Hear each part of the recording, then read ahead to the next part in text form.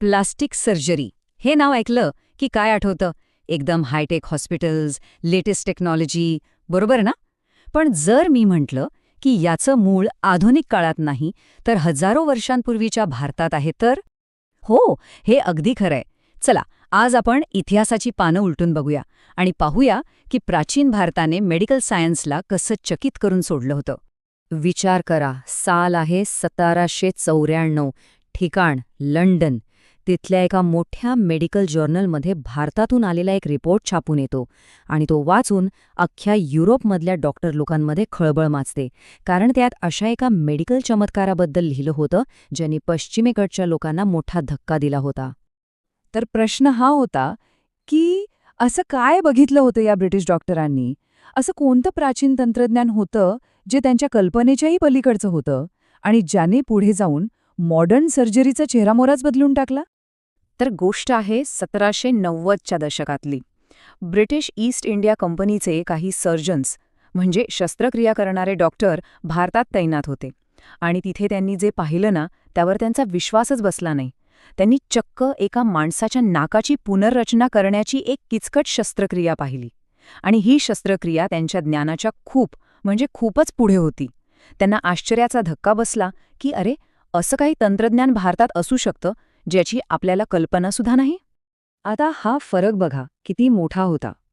एका बाजूला आहे वेस्टर्न सर्जरी, जी त्या काळी फक्त हातपाय कापण्यापुरतीच मर्यादित होती, आणि दुसऱ्या बाजूला भारतामधली सर्जरी, जिथे चेहऱ्यासारख्या नाजूक भागाची पुनर्रचना केली जात होती.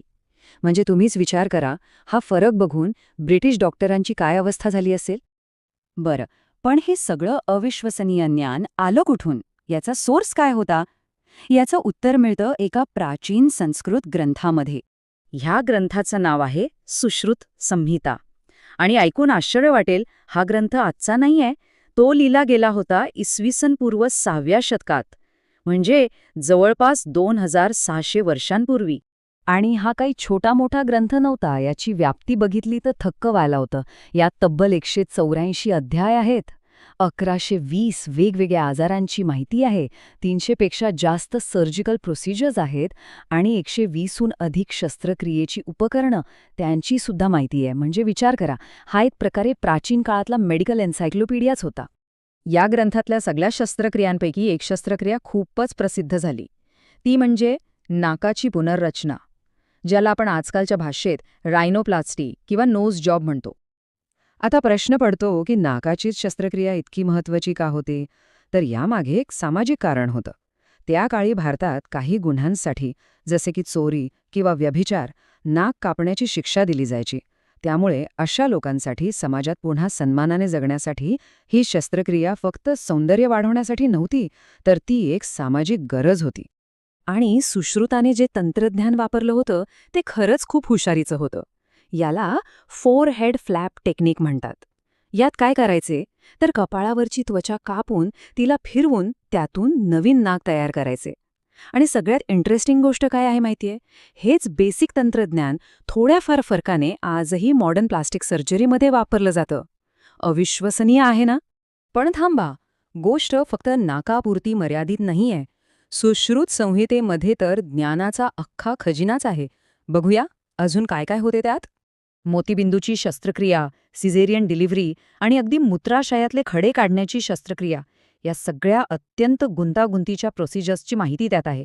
आणि एवढंच नाही, तर मेडिकल एथिक्सचा म्हणजे वैद्यकीय नीतिमत्तेचा पण विचार केला होता. नवीन शिकणाऱ्या डॉक्टरांना थेट माणसांवर प्रॅक्टिस करायला लावत नसत, तर त्यांना आधी फळं, भाज्या किंवा मृतदेहांवर सराव करायला सांगायचे. किती पुढचा विचार होता बघा.